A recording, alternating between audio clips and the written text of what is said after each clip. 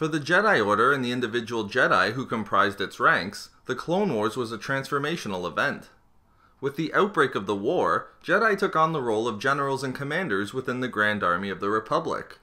But the Clone Wars was transformative in other ways.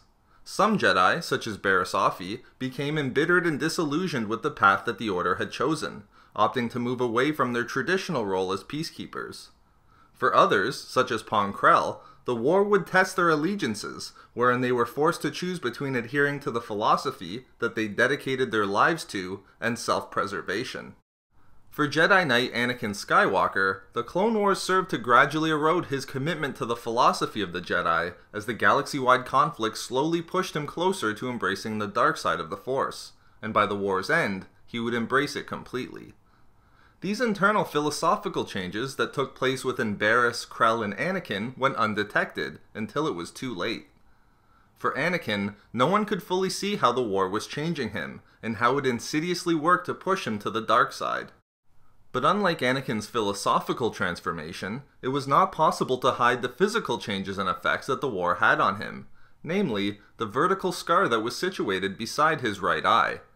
And although we can't say for certain the exact point where Anakin's fall to the dark side became inevitable, we can point to the moment of where and when Anakin received this scar.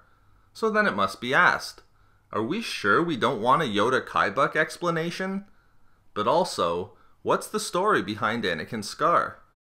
In this video expose, I will describe how and from who Anakin Skywalker received the scar beside his eye that appeared for the first time in Revenge of the Sith, but was not explained in the movies or during the Clone Wars TV series. Anakin actually received the scar relatively late in the Clone Wars, only months before the events depicted in Episode 3. During the Battle of Rendili, which occurred 2.5 years after the first Battle of Geonosis and the official start of the Clone Wars, Supreme Chancellor Palpatine and the Galactic Senate dispatched the Jedi Saesee Tiin, Plo Koon, Obi-Wan Kenobi, and Anakin Skywalker to the planet of Rendili. Palpatine wanted this Jedi strike team to either convince the Rendili Home Defense Fleet to remain allied with the Galactic Republic, or otherwise, having failed in these negotiations, to destroy them, so as to prevent the Rendili forces from joining the Confederacy of Independent Systems and falling into the hands of Count Dooku. Before the negotiations, and the battle that was ultimately to take place on Rendili, Obi-Wan investigated a missing ship at the behest of the Jedi Exploration Corps. When he was successful in locating the lost ship, finding that it was crippled, Obi-Wan uncovered Quinlan Vos on board, the Jedi who had fallen to the dark side during the war and defected to Count Dooku. What Obi-Wan didn't know was that Dooku had sent his dark acolyte Asajj Ventress to find and eliminate Vos, as he had betrayed and breached Dooku's trust. Ultimately, Ventress found Vos and Obi-Wan, and while she was confident that she would emerge victorious against Obi-Wan when they engaged in combat, they were able to make their escape. However, Ventress was able to place a homing beacon on the hull of their ship and followed the two Jedi back to Coruscant, where she planned to once again engage them in combat. Following the Battle of Rendili, Vos turned himself in and went before the Jedi High Council to answer for his actions after his fall to the dark side and receive judgment. Anakin went before the council and gave his testimony regarding the actions of Vos during the battle. After giving his testimony, Anakin immediately went to meet in secret with Padme in Coruscant's Senate office building. However, with Padme nowhere to be found, one of her handmaidens approached Anakin and provided him with a holodisc from her, as she could not make the planned rendezvous due to having to perform her senatorial duties. Wanting to listen to the holodisc, but also wanting to prevent himself from being seen and found doing so, Anakin journeyed down to the Coruscant underlevels, which contain the lowest regions of the planet. However, by this time, Ventress had also landed on Coruscant and initiated her search for Obi-Wan and Vos. But due to the fact that they were both within the Jedi Temple, there was no way for her to get to her two targets. Understanding that any attempt on Obi-Wan and Vos was futile, and having seen Anakin, she decided to make Anakin her target and followed him into the underlevels. While Anakin was listening to the hologram of Padme in an old dilapidated building, Ventress revealed herself to the Jedi Knight and used the Force to gain possession of the holodisc and listen to it herself, before subsequently destroying it. After Ventress provoked Anakin by threatening the life of Padme, he became infuriated and brutally attacked the Dark Acolyte.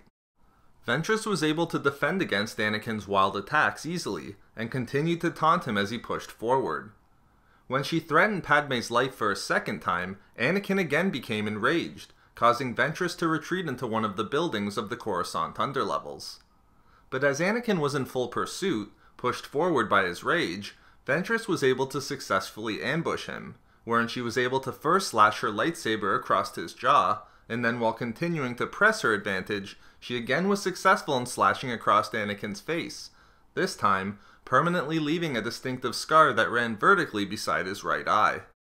Having scored a blow against the Jedi, Ventress again began to taunt Anakin, stating that he'd been lucky to have defeated her in their first duel upon the planet of Yavin 4, and that she would demonstrate the true power of the dark side and its superiority before killing him.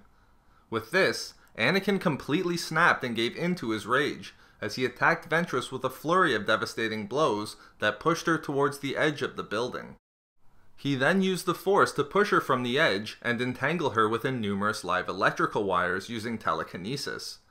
Having trapped Ventress within the electrical wires, Anakin then tortured her by holding her in place using the Force as she was being electrocuted. Finally, Anakin released his hold of Ventress and allowed her to fall, thereby causing the wires to break and resulting in her plummeting down into the remaining lower levels of Coruscant. Anakin looked down from the height of the building briefly, but he ultimately left the defeated Ventress behind, who while receiving extremely serious injuries, was able to survive. Although the lightsaber duel with Ventress had left a clear vertical scar on Anakin's face, what wasn't so clear to those around him was that by embracing and surrendering to his rage, Anakin had taken another step closer towards the dark side, and his own coming fall only months later. So there we have it. How Anakin received his scar at the hands of Asajj Ventress, roughly 2.5 years into the Clone Wars. We love making these videos, so why not subscribe for more fun Star Wars theories and discussions? Also, if you enjoyed the video, think about giving a like or leaving a comment. If not for me, for why not just finish her?